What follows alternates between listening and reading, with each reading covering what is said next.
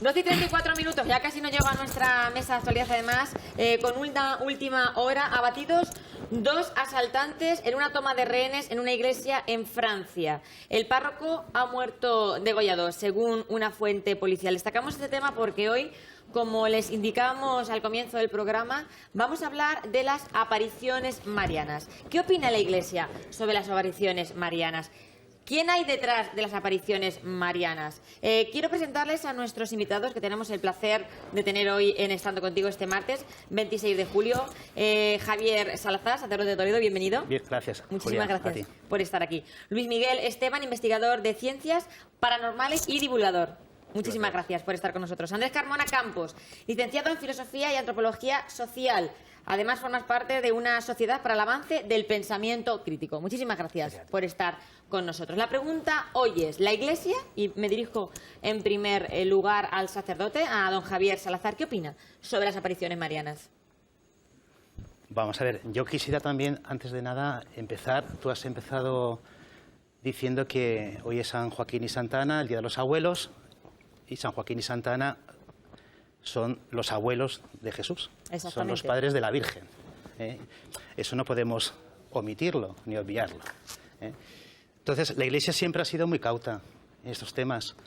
Es decir, ayer celebramos el día de nuestro patrón Santiago, y Santiago se encontró con unos españoles que eran muy parecidos a los actuales, bastante cazurros, bastante irrespetuosos con las opiniones de los demás.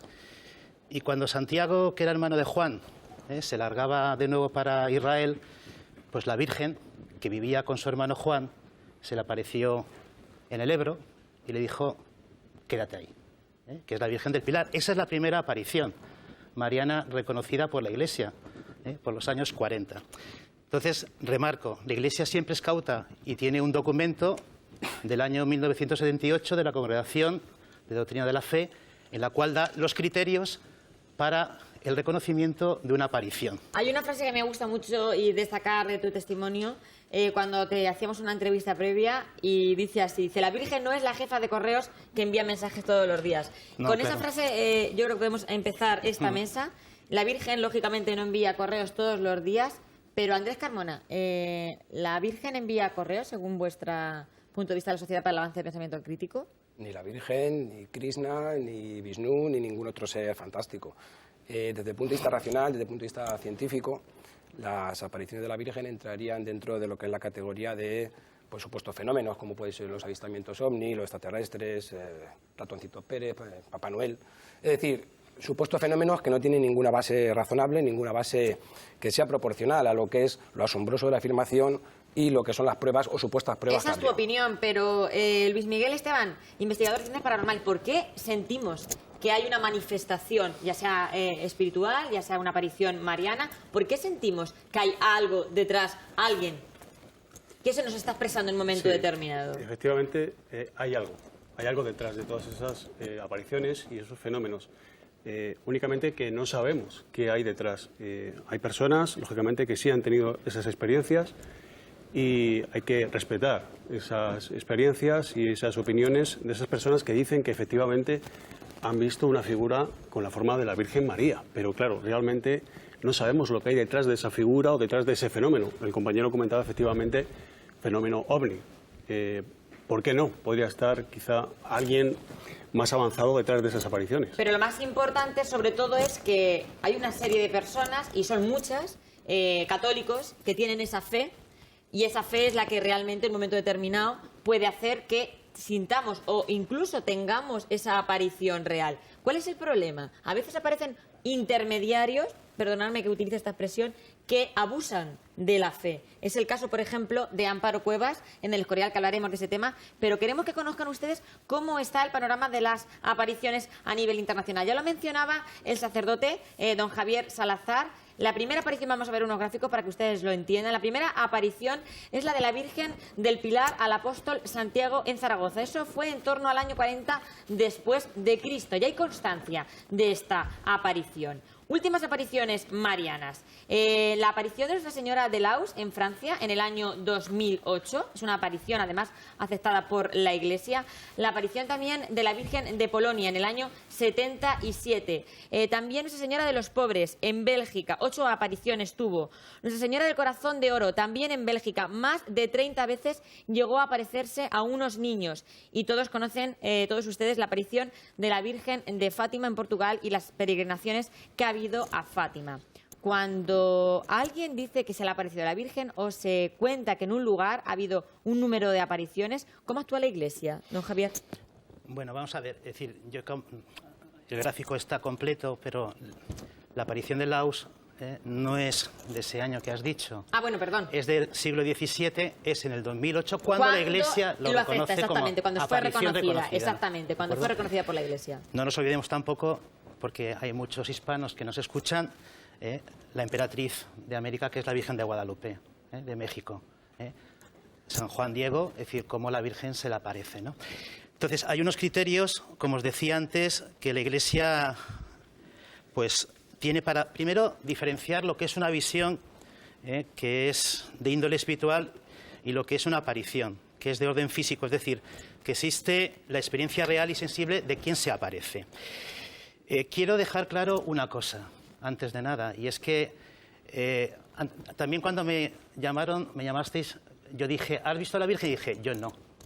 Es decir, quien ve, cree. Es decir, pero yo, quien siente, lo tiene seguro. Y yo siento a la Virgen como algo propio de mi casa. Es decir, yo he sido, desde pequeño, educado en que la Virgen era algo muy personal en mi vida. Y así lo sentimos. Es decir, respetamos a quienes no piensan como ellos. Lo expresan, por supuesto, claro, en la Iglesia. Sin embargo, por ejemplo, le preguntamos a nuestro invitado, Andrés Carmona, cuando conoce la historia de la aparición de la Virgen de Fátima, o sabemos por medio de comunicación, esas peregrinaciones que hay a Lourdes, esas grandes masas de gente que llegan a esos lugares sintiendo que la Virgen está cerca de ellos. ¿Qué opináis vosotros? En otras culturas la gente lo hace con Krishna, lo hace cultura con Buda, en la lo nuestra hace con... estamos hablando también. Claro, lo que te quiero decir es que si aceptamos el testimonio o la experiencia personal como un criterio a favor de una aparición en la cultura, por ejemplo, cristiana, deberíamos, por el mismo criterio, aceptar lo mismo, por ejemplo, y pensar que también existen las apariciones de Buda, de Krishna, Vishnu o cualquier otro dios de otra religión. Con lo cual, entonces, ¿vosotros respetáis esas apariciones? No, vamos a ver, una cosa es respetar a las personas, que por supuesto las respetamos y no se nos ocurre ni quemarlas en la hoguera, ni hacer lo que antes nos hacían a nosotros, y distintos son las opiniones o las ideas que están ahí para la crítica y que están ahí para ver la evidencia que hay sobre ellas. De las apariciones, ya digo, de la Virgen o de cualquier otro supuesto Dios, no hay absolutamente ninguna evidencia que sea suficientemente fuerte como para convencer a alguien que sea escéptico. Ahora, la creencia la respetamos, pero como que quiera creer... No hay una evidencia, pero sí hay una sensación, una aparición. Esas personas están sintiendo que hay alguien ahí.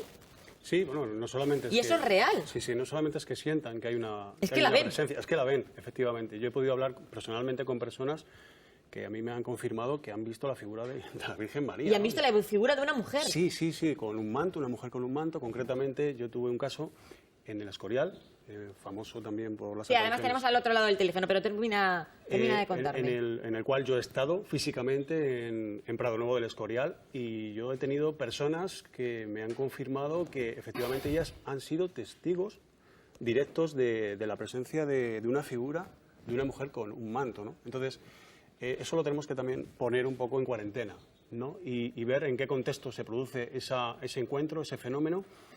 Y, lógicamente, reitero, intentar comprender qué hay detrás de ese fenómeno, porque cuando alguien es testigo de este fenómeno es porque realmente existe ese fenómeno. Existe ese fenómeno, además tú das constancia de todo eso en el libro Mundo Sobrenatural, que has escrito teorías e hipótesis de lo paranormal.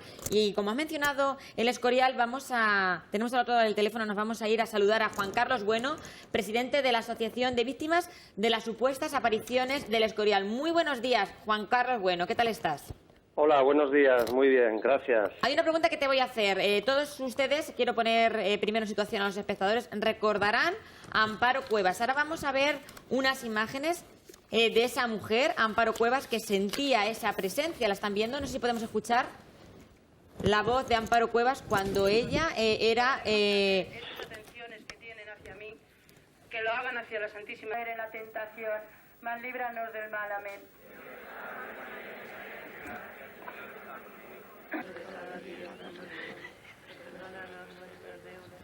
Estamos viendo cómo Amparo Cuevas es vidente del Escorial, rodeada de miles y miles y miles de creyentes. Acudían al Escorial creyendo que ella era la que tenía esa relación directa, ese testigo directo con la Virgen. ¿Cómo una creencia religiosa, Juan Carlos, puede derivar en dramas personales y familiares? Porque los hay, y muchos. Sí, esta es una de las cuestiones que nosotros intentamos explicar tanto a las personas que acuden como a los familiares. Tras una apariencia religiosa de rezar el rosario, hay un trasfondo muy, muy peligroso. Allí hay grupos de personas que se dedican a contactar con estas personas que acuden y sonsacarle su vida personal, su situación, su problema, sus alucinaciones. Juan Carlos, perdona que te corte. Recordemos que Amparo Cuevas era una mujer que limpiaba en una de las casas del Escorial, en una finca quizás de alguien adinerado, seguramente que era así, pero detrás de Amparo Cuevas había mucha más gente, supongo. Bueno, el grupo, los líderes que idearon todo este montaje fueron precisamente este matrimonio que contrató a la vidente Amparo Cuevas como empleada doméstica. Entonces, entre este matrimonio y la vidente fueron los que tejieron. Hay que recordar que en aquella época estaba en furor el Palmar de Troya. Entonces, estas tres personas lo que hicieron fue copiar, incluido el tema de la sangre, copiarlo y llevarlo al Escorial. Y Juan Carlos, hay mucho que hablar sobre este tema, pero quiero que me respondas a otra pregunta para poder cerrar esta entrevista. ¿Cuántas personas pueden ser víctimas de lo que pasó en el Escorial? ¿Cuántas personas están padeciendo ahora ese drama personal? Dime los números. Pues están viviendo controladas por este grupo en torno a 250 personas, manipuladas su vida por estos líderes. Y luego, afectados, tenemos que pensar que ya tienen 35 años de existencia. En estos 35 años ha habido en toda España, miles de personas perjudicadas a nivel personal y a nivel patrimonial. Pues muchísimas gracias, Juan Carlos. Bueno, gracias por contarnos el testimonio y poner sobre la mesa ese punto importante y gracias de verdad, gracias de estar contigo. Si me permite solo una última cuestión. Rápidamente, por favor. Sí, solo añadir que a Amparo Cuevas, un psiquiatra, Francisco Alonso Fernández, nombrado por la Comisión Arzobispal de Madrid, este psiquiatra diagnosticó a esta vidente como que tenía alucinaciones auditivas y visuales. Era una persona con un trastorno diagnosticado por un psiquiatra. Además, conozco al profesor Alonso Fernández, un grandísimo psiquiatra. Muchísimas gracias, de verdad, Juan Carlos. A ustedes. Un abrazo enorme. Gracias. Ha puesto sobre la mesa, Juan Carlos, un tema importante. Asentía don Javier Salazar, nuestro sacerdote, y ahora os voy a devolver la palabra, pero quiero que antes nos vayamos a Urda, porque si hay devoción en esta tierra por alguien es por el Santísimo Cristo de la Veracruz, el Cristo de la Mancha, el Cristo de Urda. Ya ha estado nuestra compañera Nuria con unas vecinas de esta localidad toledana. Muy buenos días, Juli. Estamos en la ermita del Cristo de Urda y de la Mancha, un Cristo muy milagroso y que tiene muchísimos seguidores. Con nosotros está Mari Carmen Paqui Sacramento, que creen mucho en este Cristo, ¿no, Paqui? Pues sí, creemos mucho. La verdad que yo nací aquí y vengo muchísimo al Cristo y le debo mucho. Y entonces, pues siempre agradeciéndole y dándole gracias siempre.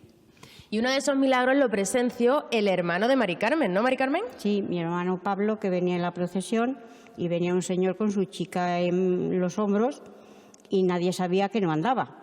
Y claro, al parar el Cristo, pues la gente se para, ¿no? Y hacen un alto y paran. Y el señor se baja a la chica y dice, mi hermano, ahora se la llevo a usted si quiere un ratito, si está cansado. Y la puso, claro, sujetándola en el suelo, la niña se tenía de pie. Pero cuando el padre fue a cogerla para echársela otra vez al hombro, la niña empezó a dar un paso. Y ya la sentaron en la silla de ruedas, que llevaba una sillita, la pasaron aquí, la subieron al Cristo, arriba, y besó el Cristo, y ya la niña cada vez daba más pasos. Y luego volvieron a venir al año siguiente a dar gracias. O sea, que la niña empezó a andar gracias al Cristo de Urda. Con nosotros está Sacramento, que el Cristo de Urda le trajo hasta aquí. Así es, aquí me trajo el Cristo, puse un establecimiento, me fue bien Y bueno, pues hasta ahora le tengo que dar gracias porque este año, a lo largo de este año, me he tenido una desgracia en mi casa. Se me prendió fuego y podíamos haber fallecido los 3. Y de hecho, por estar él aquí, pues nos salvó y aquí estamos. Y aquí estaré hasta que termine mis días. Pues ya ves, Juli, la gran devoción que tienen estas mujeres y muchísimas personas por el Cristo de Urda y todos sus milagros. Son miles los devotos que se acercan cada año, cada 29 de septiembre, hasta Urda a acompañar a su Cristo. Además, el Sacramento justamente vive al lado de la ermita y dice que hasta la protegió en ese incendio. Milagros, apariciones marianas. No sé si confundimos los términos. Me decía nuestro invitado, Andrés Carmona, que son lo mismo al final, de una manera o de otra. Una aparición no deja de ser un milagro o un supuesto milagro. Los milagros, las apariciones, son como los billetes de 7 euros. Es decir, no hay billetes de 7 euros verdaderos y otros que sean falsos, sino que no hay directamente. Lo científicamente interesante es explicar cómo hay gente que pueda llegar a creer en eso. Pero escuchamos el testimonio de estas mujeres. Sí, bueno, pues esa testimonio niña puede haber mucho. Es decir, yo puedo decir lo que yo quiero. Otra cosa es que eso sea verdad, que haya una realidad que se corresponda con lo que la persona dice. Entonces, yo plantearía 2 hipótesis. La primera, en el caso del Escorial, yo creo que está claro, el fraude puro y duro. Y luego estaría un fenómeno tan interesante que es el autoengaño. Es decir, la persona que sinceramente cree, que siente, que piensa que ha tenido esa experiencia y que, pues hombre, ahí tendría ya que entrar la medicina, la psicología, la psiquiatría para explicar cómo es posible que una persona pueda llegar a creer, pues eso, que ocurre un acto sobrenatural como pueda ser, ya digo, la aparición de la Virgen, los ovnis o lo que sea. ¿Y cómo es posible que una persona pueda llegar a creer eso? Luis Miguel. Bueno, una cosa sería... ¿Tantas personas que digan que lo creen? Es que, claro, hay que diferenciar. Una cosa es la fe y la creencia y otra cosa es el fenómeno puro y duro. El fenómeno puro y duro que yo un poco es en lo que me centro, ¿no? No entro tampoco en valoraciones filosóficas o religiosas, sino que yo me centro un poco en investigar esos sucesos de personas que afirman haberse encontrado con esto. Entonces, a mí me interesa sobre todo pensar qué hay detrás de esa aparición. Yo comentábamos antes, durante el vídeo, que en mi caso yo pienso que tiene que haber algo explicable. Quizá, ¿por qué no tecnología? ¿No? Porque a día de hoy podemos pensar en hologramas, por ejemplo, ¿no? En un holograma estamos viendo una persona, pensamos que físicamente se encuentra ahí, pero no hay nadie, ¿no? Entonces, esa es un poco tu sensación. Exactamente, sí. Tecnología, fraude, Javier Salazar, sacerdote. Fe. Es una gracia extraordinaria del cielo. Es decir, y como toda gracia, hay que quererla recibir. Y hay una cosa que creo que es muy importante, y es la libertad. La libertad de adhesión, ¿no? Porque la fe pues, se presta solo a la revelación pública de Dios concluida con la muerte del último de los apóstoles. Si ayer celebrábamos al primero que dio su sangre, si Cristo no hubiera resucitado, vana sería nuestra fe. Muerto el perro se acabó la rabia. Sin embargo, esos apóstoles, que eran unos cobardes, fueron capaces de morir. ¿Por qué? ¿Por qué? Si les hubiera sido mucho más fácil, es decir, haberlo dejado todo, haberse marchado, sin embargo mueren. Y el último es su hermano Juan. Por eso la Virgen está presente y por eso la Virgen se le hace presente. Conclusiones que podemos sacar hoy de esta mesa. El pensamiento es libre. Hablamos de ese pensamiento crítico, de esa asociación. Hablamos de tecnología, como decía nuestro invitado Luis Miguel. Andrés Carmona ponía el acento en ese fraude. El doctor, el sacerdote Javier Salazar nos hablaba de la fe y de la libertad que cada uno podemos tener o no de recibirla, o que esos mensajes lleguen o no de la Virgen. Muchísimas gracias por habernos acompañado. Al final lo más importante es que uno sea feliz de una manera o de otra, sintiendo vive lo que sienta. Vive y deja ser feliz. Y deja ser feliz, exactamente. Bueno, pues el que no sabemos si estará tan feliz